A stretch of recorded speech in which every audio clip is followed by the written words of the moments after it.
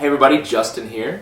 Pete here. Alex can't join us. He's planning a sketch show, but he'll be back with us. What a guy. Yeah.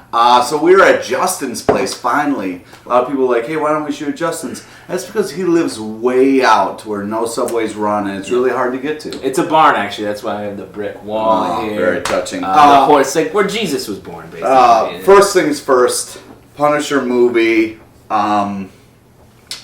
Did I love the action sequences? You bet your ass I did. They were really awesome. Some really touching, head blowing up. When you think of the Punisher, you think touching. Touching violence is how I like to talk about the Punisher. No, some of the action sequences blew me away. I loved how the movie ended. I don't want to spoil anything.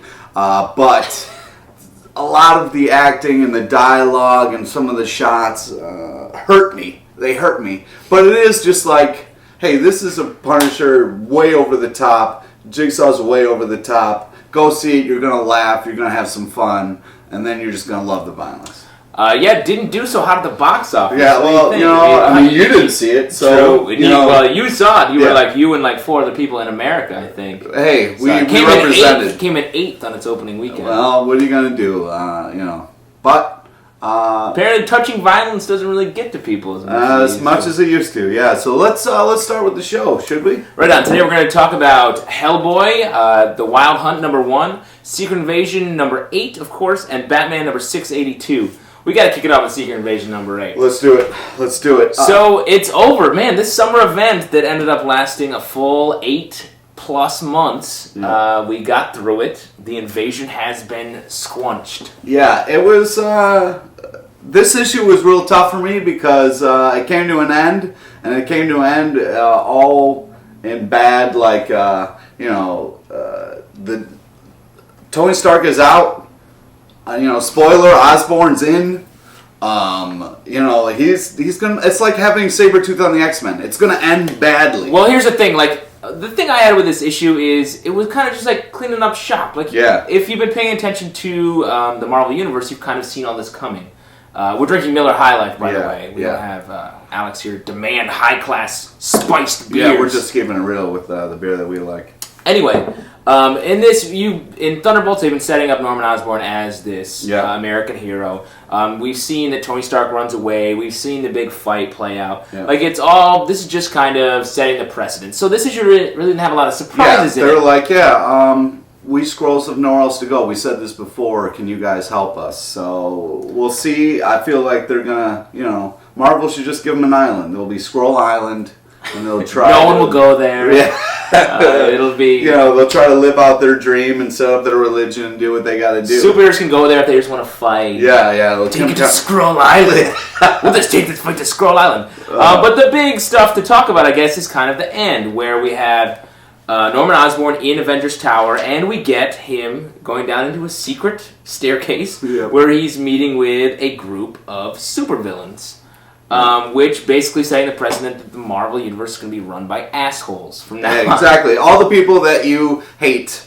I've been saying Emma Frost is evil. Here's the thing. I think I was pissed when I saw White Queen there. I mean, they've set up none of that in the X books. And what do you mean none of that? She's been cold throughout the whole thing. Well, that's her character. She's been very cold because that's her character. But to see her taking part in this villain thing, I don't think they're going to turn her. My prediction is that she is some sort of sleeper put in there by the X-Men who's just going to check it out and then come back and report on the bad tidings of Dark Reign. Or they could just kick her off the group because she sucks anyway. That'd be cool. Well, I don't think she sucks. She's an interesting character. I was just happy that if you're going to have a group meeting like that, I was happy to see the Hood there. Because I feel like he's been a real supervillain of late. They've been setting him up a lot. Yeah. I'm also excited that they're going to be following Iron Man as he's basically on the run. He's homeless. He lost his job. The economy's tough right now, and Iron Man. What's he going to do? What skills does he have? Yeah, what's he going to do? His technology's been banned. Yeah, he could get a job at Radio Shack, maybe, but no Stark tech. He's going to be running from the rest of the world. It should be interesting to follow up. You've probably picked this up. It's the kind of the big comic of the week. Yeah. You could maybe not even read it if you didn't already buy it, and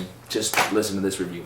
Yeah. Up next, Batman #682. Batman is RIPing right now, and here we are picking up in the last rites portion. This is Grant Morrison just kind of being like, hey, that crazy arc I just did with the RIP? Just could be a bad dream. Batman had a bad dream. I could, I wrote to Crazy Town, and the only way to clean it up is be like, you know what? It was a dream sequence. It's like, hey, I saw this on Family Guy. Wow. In this, we're seeing Batman's history basically told through a crazy lens, sort of. Yeah. Which the problem I have is I don't know what's real and what's not. Yeah. Grant has set up a lot of levels of reality, and we don't know what it is. And to spoil a little bit, though you still don't know what's happening by the end, we end up with Batman in the machine that he's in Final Crisis. So, as Pete said, this could all be some sort of dark side-induced fever dream, which would be a real bummer. Like, it really pulls the rug out from everything that's been going on in R.I.P. and with Batman in general. This really kind of...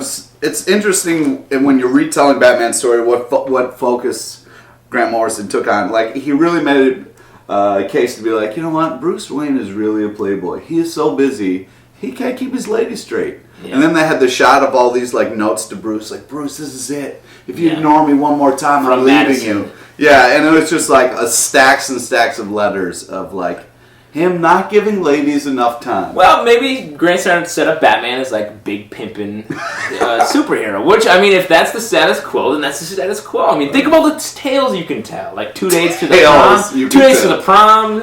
He's like the Zach Morris of the DC universe. Wow. I think somehow you've undercut Zach Morris on that. Wow, interesting. Also, it's weird they had the whole thing, like, what if a different bird or animal flew into what if you weren't a bat? Yeah, what if you were a mosquito man? I was like, wow, really? Or the Drapes Avenger. We're dealing with, like, these weird jokes. It was kind of like a what if Batman was asleep this whole time and he's really just drooling in a bucket and it's never existed at all. It's a little crazy on crazy, and at the end of this, I feel like once we finally figure out what he's doing in there, we're going to be like, oh, okay, I get it. He's been trying to tell a story. He has to end up somewhere. Eventually, Grant Morrison will put his pen down and be like, there, I finished this doodle of insanity, and that is Batman. Okay. Who knows? Hellboy Wild Hunt. Number 1. Doing a lot of recap of recent Hellboy history. If you're like, hey, I'm not sure about the Hellboy, this is a great time to get on board. Yeah. Really sets up a great story. This is just a classic kind of Hellboy, who he is, where he is right now. And what I like about this story is obviously the art is unbelievable and the writing is solid, but it just art by Duncan Fegredo. Yeah, it just sets a nice kind of tone. And then, the big reveal is just a really good reveal. It's a very interesting, not like, oh, I never saw that coming, but still a very satisfying story. And they do like little arcs, but each individual issue really is solid. It's not one of those things where it's like, oh, I need this in a trade. Each individual one is well written and made singularly by.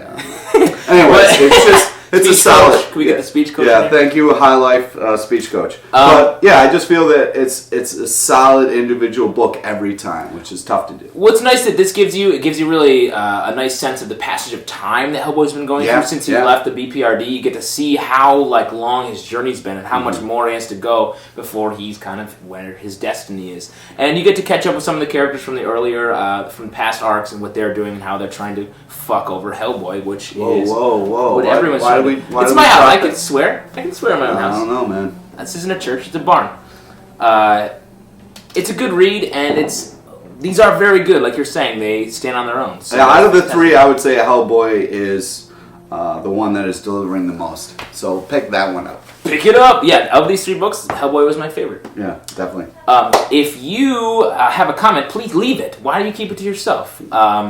Send us some emails at the Comic Book Club at yahoo.com. We love getting your emails. Yep. And if you're ever in New York... On a Tuesday, you should come by the pit at 8 o'clock. We do a live show that's more of a talk show, variety show. It's very interactive, a lot of fun. It's an hour long. You could win $25 free. More swearing. Tune in later on. Alex will be back eventually. Yeah, eventually. Once we find him. He is lost in the cold. Didn't make it to my house. Thank you so much, and we'll see you soon.